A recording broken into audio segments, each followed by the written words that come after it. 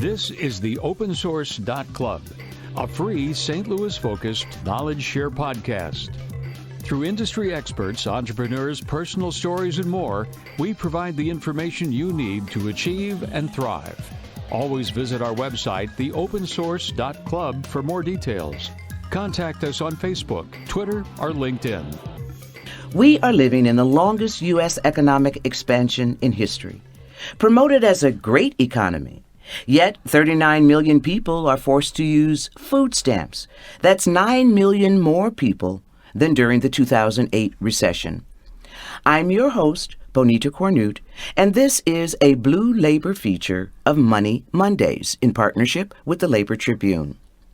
After this message, I'll introduce you to Dan Bottoms. He has a great opportunity for anyone looking for a good job. As a proud supporter of the men and women who make this country great, Chuck's Boots is proud to offer the largest selection of American-made, union-made work boots in the Midwest. Over 70,000 pairs of boots in stock every day. Stop by today and see why Chuck's is the only place to go for all your work boot needs. Chuck's Boots, located in Fenton and St. Peters, Missouri. Chuck's Boots never leave my feet.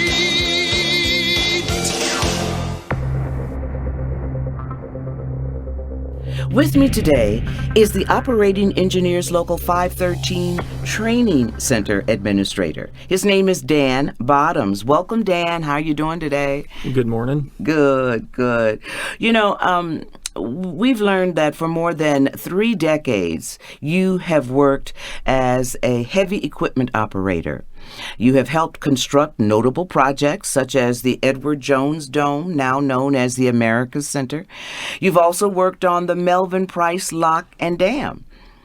4 generations of your family have been heavy equipment operators. Your grandfather, father, and now your son. Well, Dan, that sounds like a true family legacy. We welcome you today to talk about what it is that you do and what opportunities might be available for people considering this as a career. As I mentioned in the opening, you know, there are people who are out here struggling. They just don't have enough money to make ends meet. Can you tell me what the Operating Engineers Local 513 has to offer someone who's looking for a really good job? What do you have to offer them? An operating engineer makes a good wage, very good benefits. We are a union. It's like a family when you get into the union. Just the wages, the benefits. It sounds like there's an opportunity for growth, but tell us exactly what is it that an operating engineer does? An operating engineer is the person who maintains and operates the heavy equipment on job sites. Mm-hmm. Equipment like? Dozers, high lifts, excavators, cranes, from concrete paving to asphalt paving, all various types of heavy equipment. And the training that's necessary for that is what? I mean, operating equipment is what we do. Our apprenticeship school we do a lot of training. We have a 3-year program where we train apprentices. It's not just for the apprentices; it's also for the journeymen to better their skills. So the training school is 3 years long. Some jobs are going to require specific qualifications or a certification for a job or something like that. So we can do most of that training at the school, from the OSHA classes, MSHAs, hazmat, RADs, forklift certifications, first aid, CPR. We do a whole bunch of different classes. The crane certification now that is mandated by OSHA. Mm-hmm. So we do a whole lot of things at the school. What kind of training is required for the job? You talked about a 3-year apprentice program, or? Our apprenticeship is 3 years long, but, you know, at the same time, you never stop learning. So even though, like I said earlier, the school is there for the apprentices and the journeymen to train on, to hone our skills. So if somebody's going to go to a job and operate a piece of equipment that they haven't operated in a few years or something, they can come up to our school and brush up a little bit before they go out on the job, if they have the time, if it's not too quick of a call or something, or if they're not working because of inclement weather or something, they can come to the school.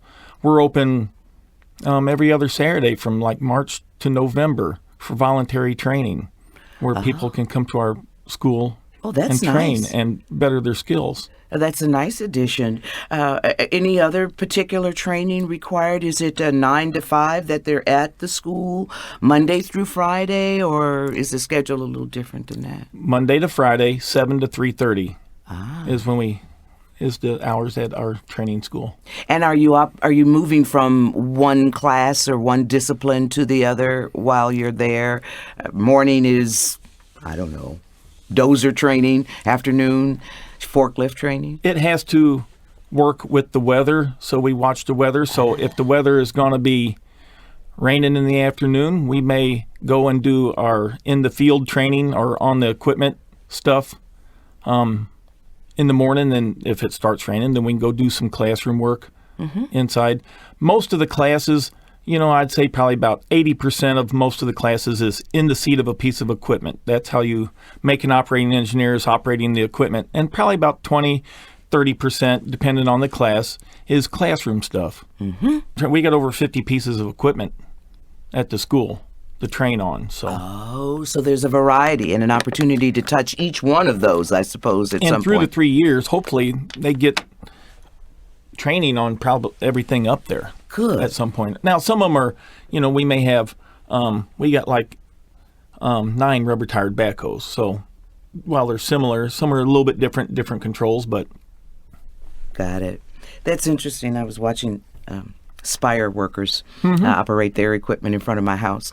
And I learned a few things just watching. Well, you can learn a lot by that. You can learn what to do and what not to do sometimes. So. Absolutely. Well, tell me this. Are there any physical demands for the job? I mean, do you have to take that into consideration before you even consider how physically healthy you are? Yeah, I would say so. Working in the heat, working in the cold. Some of the equipment, you got steel tracks, and you may be working on shot rock where it's very vibrating and rough on your body. You might operate a rubber-tired scraper, 10, 12 hours a day, and that's not going to be a smooth ride. It's going to be a very rough ride and bounce you around real hard. To the cranes that you see downtown and everything, the bull gang, where it's the operating engineers that put that crane together, so physically lifting, pulling, and things like that. And you even add in, we cover the eastern part of Missouri. It's not always a quick drive to work, especially, I live in St. Charles County, and sometimes driving downtown can be a long drive as far as time. If you're working long hours, 10, 12 hours a day sometimes, sometimes 6, 7 days a week, it can get very demanding. And then you have to drive a distance to get home, maybe. Yes, ma'am. Yes. I see. One of the things you said, a scraper, is that the thing that scrapes concrete up on a... No? Okay. It's an earth mover, and, I'd say most of them have 2 engines. There's different kinds. There's tractors and pans. Okay. And there's scrapers where they have 2 engines, and they'll go along. And on a job, you'll have, like when they say they're grading out for a subdivision or a road, to get it flat or flatter where they need to do it, you take the high spots, cut the high spots off, and fill in the low spots. So they move earth from one spot to another to get it graded out to where they need it. Interesting. Well, tell me, how closely does the operating engineer work with the rest of the construction team? We work with the other trades a lot, depending on your job. If you're a building's going up and you're setting iron, we work very closely operating the crane with the iron workers because they're the ones setting the steel and we're hoisting it for them. Pouring concrete or something, if you're pouring concrete with the crane, you're going to be working with the iron workers with the rebar that goes in there. The carpenters set the forms, the laborers pour the concrete, the cement finishers finish it. So, even doing sewer work, you're working with other crafts, maybe plumbers, laborers and stuff. Most jobs, or a lot of jobs, we are servicing other trades for what they need to do. If they need a hole or an excavation dug, we take care of that. If it's with a crane, we're doing the hoisting for them. So, it's teamwork A lot of, yes. Basically, that is indeed what it A sounds little like. communication skills doesn't hurt a little bit working with other people. Absolutely. Yes. You have to communicate clearly so no one gets hurt. Yes, ma'am. Or you don't mess up the job. Well, great information. After this message, though, we're going to come back and talk about your apprentice program. If your saving for retirement strategy involves the phrase, "I'll get around to it someday," we need to talk. Hi, I'm Edward Jones Financial Advisor, Stephen Steele. When it comes to meeting your goals, time can be on your side. And there's no better time than now to get started toward your retirement goals. Stop by our office at 6451 Clayton Road or call 314-721-0773.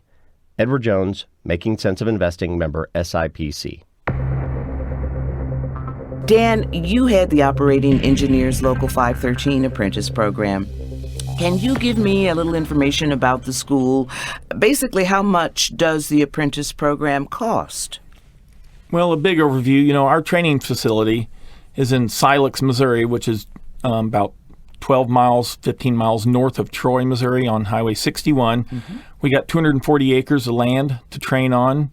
Our main building, which is probably about 13,000 square foot, we have the administration offices, 3 classrooms with up-to-date equipment for training.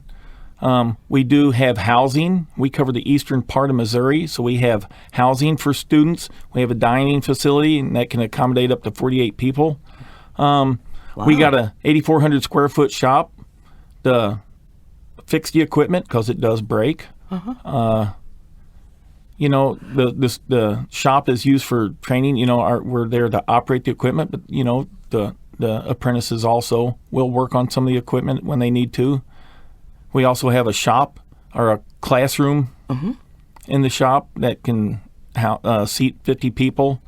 In 2003, there's also a 300 by 160 foot building for training during inclement weather. We can, when it's too rainy or too muddy to be outside on a lot of the equipment that we have at school, we can train indoors.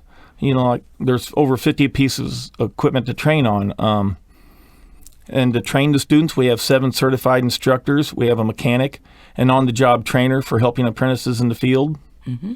Given what you've described, that's like a little city within, it sounds as if you all have created sort of a little city there for your trainees. There's a $100 fee, I understand, for someone coming into the program. Yes, at that point when you decide, after you've signed up, which is free to sign up for the program, when you come up on the one-day meeting, when we explain more about, there is an administrative fee, and that will pay for administrative of the 6th grade math test that we do. That's one of the requirements of the program, a drug test, and just administrative fees to take care of that day. The cost is what to someone who's interested in coming into the program? It costs nothing to apply, but there is going to be a $100 registration fee at the beginning of pre-apprenticeship, and that will cover the administration of a basic math test and a drug test. So, you mean other than paying that $100 non-refundable fee and quarterly union dues, the apprentice program is free? It is free. The housing is free. The dining is free if you choose to stay there. We always have lunch for everybody that's training there. Not everybody chooses to stay there. And our union dues are monthly union dues of $26.25. Wow. Dan, can you tell me a little about the length of the apprentice program and what is taught? Our apprenticeship program is 3 years long. As a first-year apprentice, you're going to get a 10-hour OSHA certification, forklift certification, aerial and scissor lift certification, 40-hour hazmat and RAD 2 certification. And then there's also going to be a 3-week crane and CDL training and 2 weeks of skid loader training. And that's all in your first year. As a second-year apprentice, you will do 3 weeks of scraper training along at some other time, not back-to-back. Then you come back for 2 weeks of grading training, just general grading from the dozers, the high lifts, the excavators, just grading training, running dirt equipment. Third-year apprentices are going to do 3 weeks of backhoe training, a pretty extensive test on a backhoe. Along with the 2-week review. As a third-year apprentice, you're getting closer to graduating, so we try to take students that have been maybe primarily employed as an apprentice operating cranes, get them around some more of the grading stuff, and the ones that's been around grading, trying to get them to stuff to better equip them to go make a living for themselves after they graduate. And apprentices are paid while they learn, right? When they are on the job, you do not make any money while at school, but the good thing about an apprenticeship program is you earn while you learn. After you do some training, you will get on our out-of-work list and get sent to a job, and then you can earn a living while you learn our trade on an actual job site. I see. And a first-year apprentice makes 55% of journeyman pay, which is over $18 an hour. But the good thing is, young people don't understand this, they get full benefits. So while they're at 55% of journeyman pay on your check, they earn 100% benefits as far as their health and welfare, their pension, their annuity. Well, that sounds nice.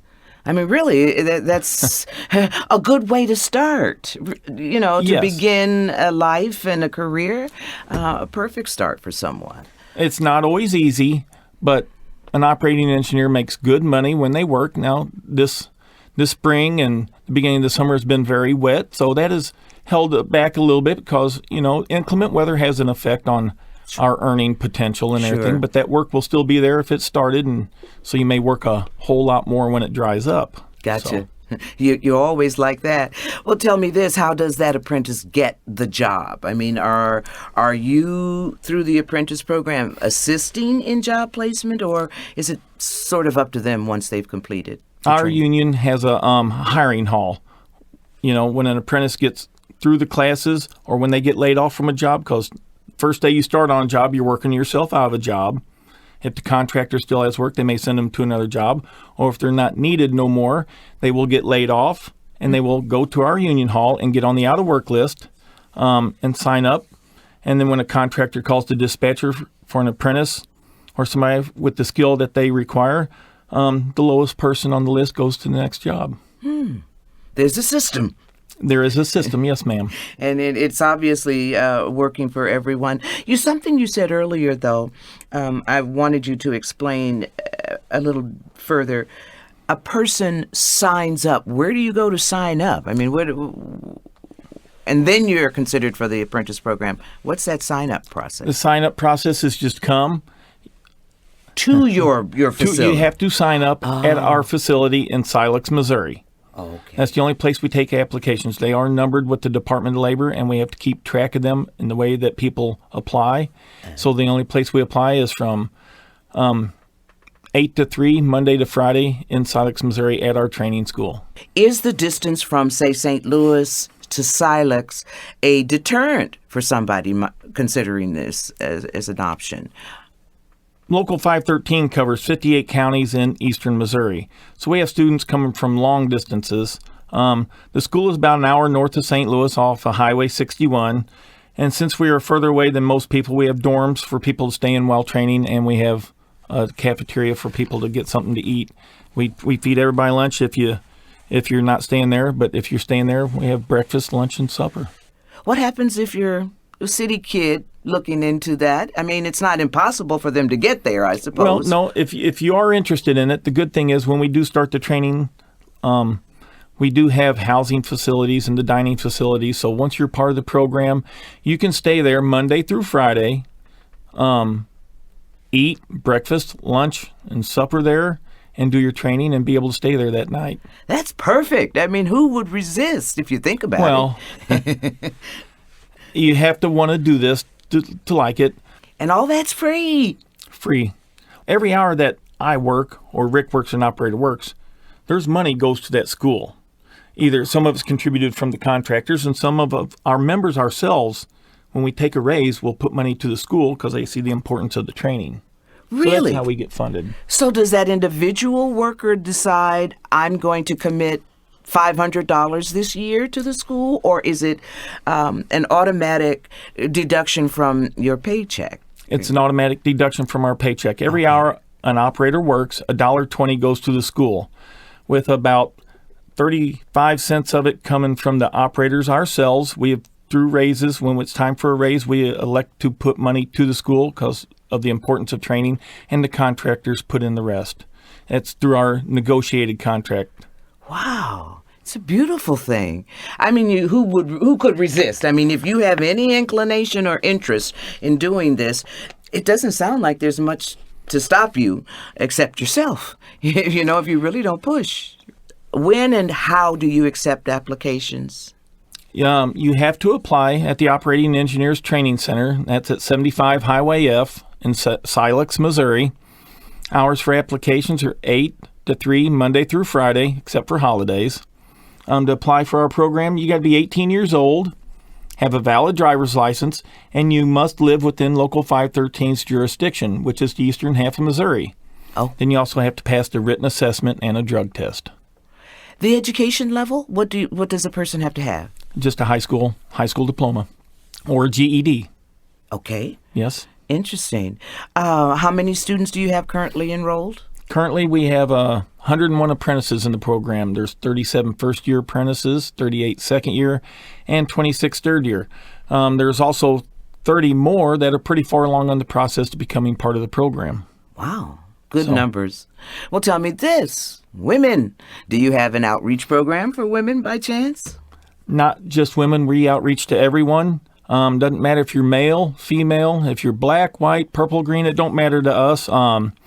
If you think this is the career path you want to follow, come to the school and apply. We outreach many places in eastern Missouri, from high schools to trade schools. Any place that sends us an invitation to a job fair, career fair, we go. Rick Hickerson is our on-the-job trainer and does 90% of this. If he's busy, we have 2 places to be at one time. One of our instructors will go and do outreach to let people know of the opportunities that are out there. We also work with programs like BUD and MOCAN, and these are programs that introduce minorities and females, underemployed, unemployed people to the trades. Mm-hmm. Do you have women currently working as operating engineers? Yes, we do. Yes. Beautiful. Journeymen? Journeymen and apprentices. That's an opportunity that women should consider. This could be something really good for ladies who want to branch out and do something different, I would think. A hands-on career. Perfect. Well, on the other side of this message, let's talk about the long-term job prospects for an operating engineer and what Local 513 has to offer.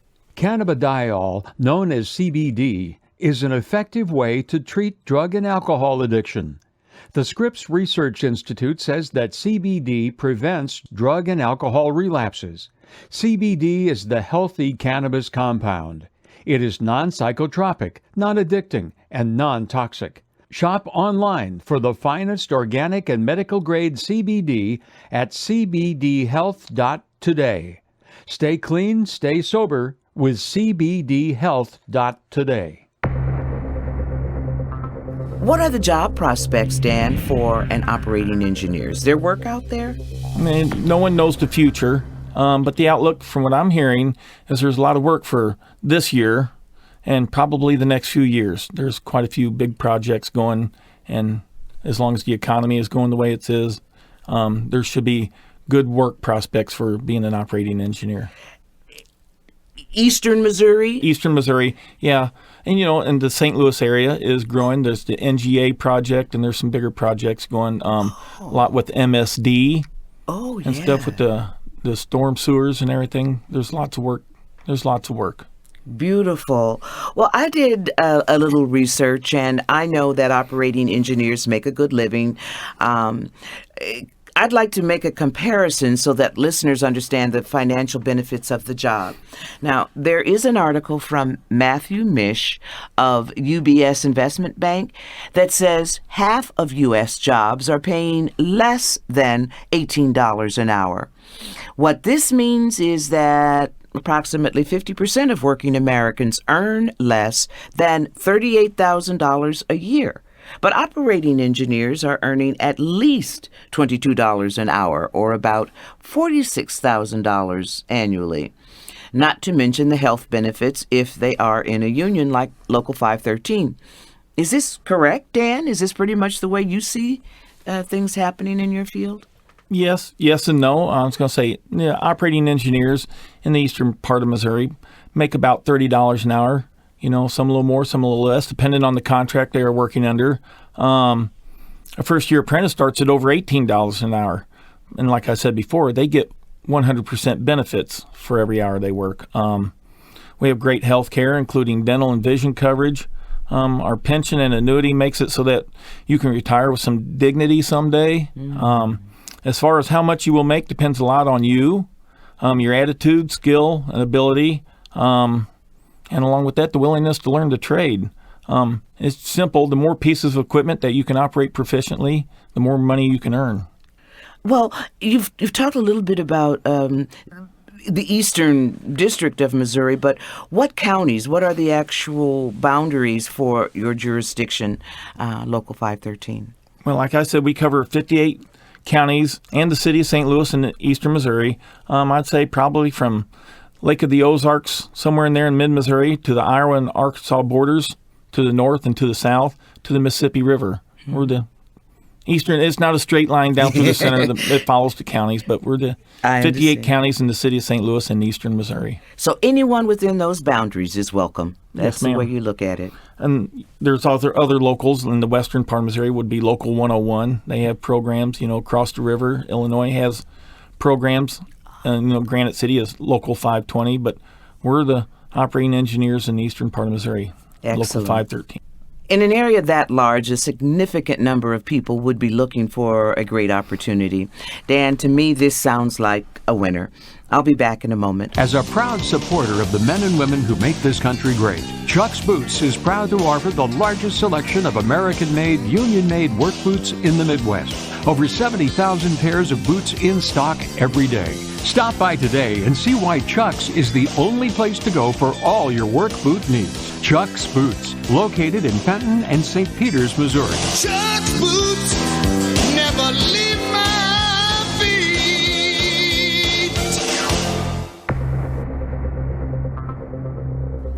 Well, Dan, I really want to thank you for taking the time to talk with us today. We've learned an awful lot about operating engineers.